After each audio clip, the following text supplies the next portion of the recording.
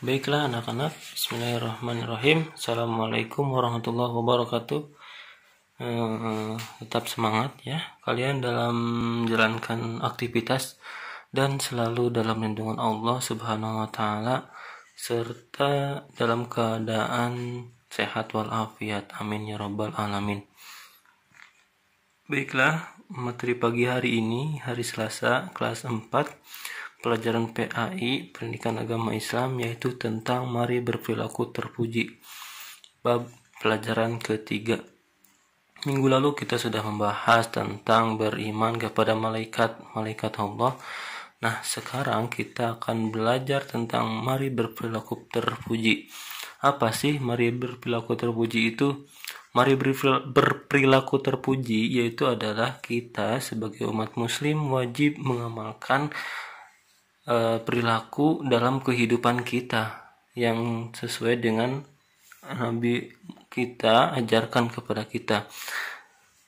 Di sini ada beberapa bagian. Yang pertama yaitu santun, gemar membaca, dan juga pantang menyerah, rendah hati, serta hemat.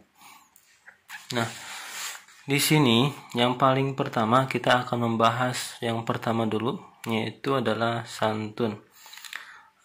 Santun di sini adalah salah satu perbuatan terpuji, yaitu bentuk berperilaku santun. Cirinya yaitu ketika kita menghormati orang tua kita, ketika kita berjalan di depan orang tua kita, ketika kita berpamitan kepada orang tua kita dan bersalaman ketika sekolah. Dan orang tua kita pun akan bangga dan Allah pun juga akan bangga kepada kita karena ridho Allah terdapat kepada orang tua dan murkanya Allah terdapat kepada murkanya orang tua. Nah, di sini ada beberapa contoh yang harus kita lakukan dalam berperilaku santun. Pertama, berbicara sopan apabila berbicara dengan orang tua yang lebih tua dari kita. Kemudian, tingkah laku kita pun juga sama, harus sopan ketika berjalan, ketika berpamitan, ketika berjumpa, ketika bertemu, dan itu pun kita harus bersalaman atau cium tangan kepada orang yang lebih tua, atau membungkukkan badan ketika orang yang lebih tua di depan kita. Nah, itu pun juga sama ya, berperilaku sopan, jangan sampai sebaliknya. Dan yang ketiga, tidak boleh memotong pembicaraan orang lain ketika bapak ngejelasin ataupun ngejelasin pelajaran, bu guru jelasin pelajaran di sekolah, itu pun tidak boleh memotong pembicaraan. Misal bu guru lagi ngejelasin, tiba-tiba ada yang bertanya, "Bu, ini apa?" Nah, itu pun tidak boleh. Maka lebih baik kita simak penjelasan dari bu guru, kemudian kita baru bertanya. Dan yang keempat, tidak boleh menghardik atau membentak. Nah, ini yang harus kita lakukan dan harus biasakan di rumah. Ketika orang tua nyuruh ataupun apapun ya, itu pun juga sama. Kita tidak boleh membentak apalagi membentak ya. Karena bicara ntar aja mah, aku lagi ini dulu nih, lagi kagok, lagi tanggung, itu pun juga sama, tidak boleh. Karena kenapa? Karena orang yang seperti itu tidak pantas kepada orang yang lebih tua kita ya. Baik mah ataupun bilang iya mah, atau dengan cara lemah lembut lah, tidak sampai dengan cara yang membentak atau apalagi itu ya, tidak boleh. Auzubillah. Nah, itulah salah satu sifat santun yang kita harus lakukan baik di rumah kita maupun di sekolah. Kemudian yang kedua yaitu adalah gemar membaca. Nah, gemar membaca ini yaitu adalah salah satu rajin pangkal pandai, hemat pangkal kaya. Ketika kita ingin membeli sesuatu, ketika kita ingin mengetahui sesuatu, maka kita harus banyak membaca. Membaca itu tidak harus membaca buku saja, tapi mendengarkan nasihat-nasihat dari orang lain juga sama. Itu pun membaca dari YouTube, mendengarkan video dari YouTube juga bisa. Apapun ya materi yang kita ketahui itu, semakin banyak membaca, maka kita pun akan pandai, dan semakin orang hemat maka kita akan kaya. Nah itu ya, jadi jangan sampai kita tidak membaca, minimal 1 hari itu membaca ya, agar pengetahuan kita meluas. Kemudian ya, membaca bisa dilakukan di mana saja, di sekolah, di perpustakaan, bahkan di luar rumah. Setelah bermain ya, kita membaca buku, itu pun juga sama membaca. Tapi jangan ketika nunggu waktu capek, nanti lama-lama kita akan tidur. Nah itu jangan sampai ya. Jadi gunakan waktu sebaik mungkin, sepres mungkin. Di pagi hari misalnya kita kan habis mandi nih, nah kita baca buku sejenak atau baca Quran ya, itu juga sama ya, akan memperbanyak pengetahuan kita. Nah apa saja sih kita manfaat dari membaca ini? Yang pertama, tentu kita akan menjadi orang yang pintar. Pintar itu bukan memintari orang lain, tapi paham dan tahu, oh ini bakal kesini, oh ini aku akan menjadi seperti ini ketika aku membaca. Aku akan mengetahui dan aku akan dapat nilai yang terbaik di sekolah ketika aku rajin membaca. Dan yang kedua, menambah ilmu pengetahuan. Tadinya tidak tahu menjadi tahu, tadinya yang gaptek menjadi pinter ya itu. Dan memperbanyak wawasan atau ide. Misalkan kita punya sesuatu di sekolah, harus gagasan, kita mengeluarkan gagasan yang lebih baik, itu pun juga sama manfaat dari membaca. Bahkan Rasulullah SAW, beliau pun membaca situasi dan lingkungan kaum kafir Quraisy ketika itu sangat yang tidak bermoral sama sekali, sehingga beliau minta petunjuk kepada Allah agar dapat mengubah perilaku kaum Quraisy tersebut. Artinya apa? Allah pun memberi petunjuk lewat peristiwa Rasul wahyu pertama yang diturunkan Allah di Gua Hiro. Nah, disinilah peristiwa membaca yaitu diturunkan dalam Quran surat Al-Alaq ayat 1 sampai 5. Di mana? Di Gua Hiro. Nah, kemudian yang ketiga yaitu adalah pantang menyerah. Nah, pantang menyerah ini seringkali terdapat dalam kehidupan kita. Seperti misalnya kita tidak pernah semangat dalam meraih cita-cita, kita tidak mau mencoba dalam melakukan sesuatu, itu pun kalau kita takut gagal ya. Misalnya kalau mau melakukan satu bisi raga atau mau melakukan naik sepeda, kita pun juga sarien atau takut jatuh hingga akhirnya kita pantang menyerah. Nah, ini jangan sampai anak-anak ya, jangan sampai menimpa kepada kita. Karena kenapa? Karena kalau kita sendiri selalu menyerah dan tidak mau berusaha untuk melakukannya dan tidak mau mencoba, maka hasilnya akan menjadi putus asa kepada kita dan kita tidak mau melakukan hal tersebut lagi ya.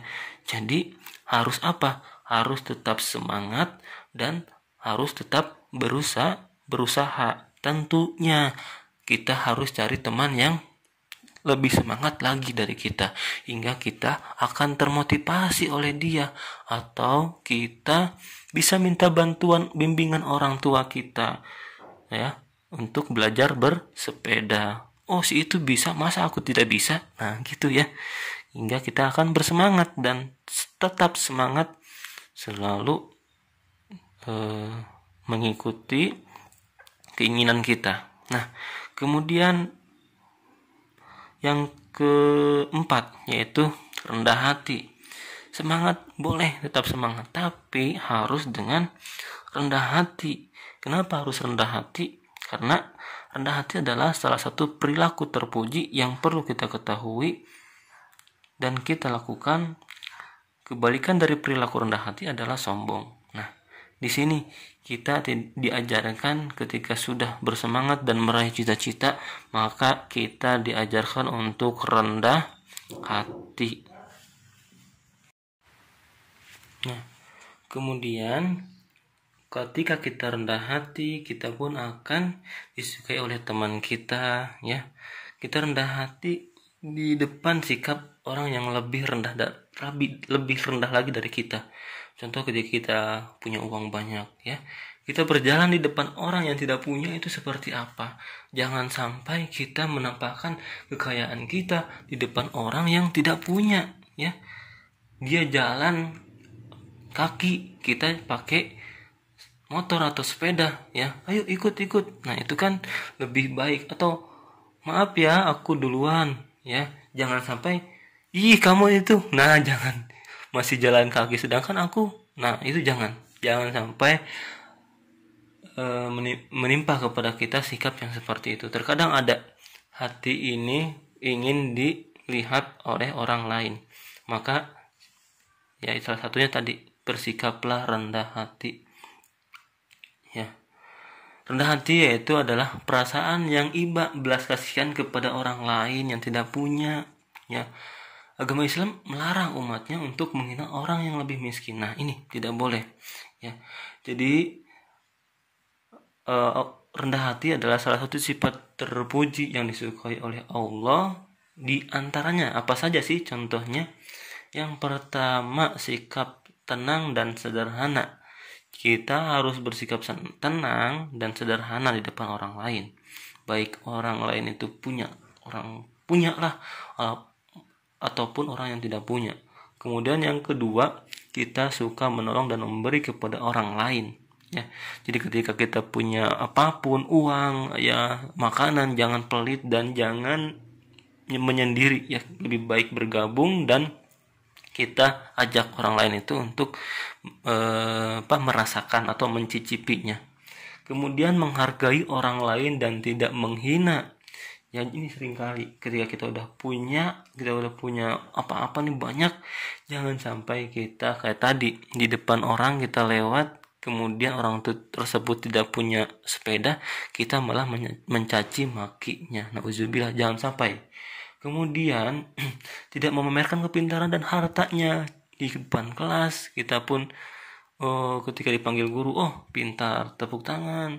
Jangan sampai kita merasa, sini pintar di depan kelas nih, suka ngacung terus. Ya, siapa dulu dong? Aku. Nah, jangan sampai kayak gitu, ya. Kita harus paham dengan teman-teman kita. Toh dia belum bisa menjawab, ya tidak tidak belajar ataupun dan sebagainya, ada sebab, ya. Kemudian yang kelima, tidak membeda-bedakan atau pilih kasih dalam berteman. Nah, ini seringkali. Jadi kalau ada teman kita, ya, yang selalu pilih-pilih teman, itu tandanya orang tersebut tidak memiliki sikap rendah hati, pengen membanding-bandingkan. Aku mah pengen gaulnya sama yang ini, aku mah pengen yang ini, karena orangnya punya, ya, orangnya kaya, orangnya pinter. Nah, jangan sampai seperti itu. Kemudian yang terakhir yaitu adalah mengucapkan salam dan menyapa terlebih dahulu, baik ketika mau masuk rumah nih, ya. Ini seringkali tekankan, jangan sampai kita tengok-tengok dulu ada orang nggak, ya. Ya udah, kalau nggak ada orang udah masuk aja, jangan sampai seperti itu. Lebih baik nggak ada orang maupun ada orang, kita ucapkan salam, karena hidup kita ini bukan hanya manusia saja, melainkan dengan para makhluk Allah yang tidak terlihat, ya. Maka kita ucapkan salam, ya, dan itu pun akan Allah balas dan Allah dengar, yaitu melalui para malaikat. Nah, itulah, ya, salah satu sifat rendah yang harus kita miliki, dan agar kita agar kita tidak terjatuh dengan orang-orang yang lainnya. Nih, kemudian yang terakhir yaitu adalah hemat. Seperti halnya tadi, kita ini tidak kita harus banyak membaca, dan yang terakhir pandai pengetahuan, dan yang terakhir yaitu hemat. Hemat di sini yaitu ketika kita bukan berarti irit, ya. Beda, kalau hemat dan irit itu beda. Kalau hemat itu memanfaatkan fasilitas yang ada dan tidak berhura-hura atau berpoya-poya, paham nggak? Atau tidak berlebih-lebihan deh, ya. Di sini misalkan ibu kita mengasih uang sehari 5.000, ya. Kita jajan misalnya di sekolah cukup habis misalkan 3.000.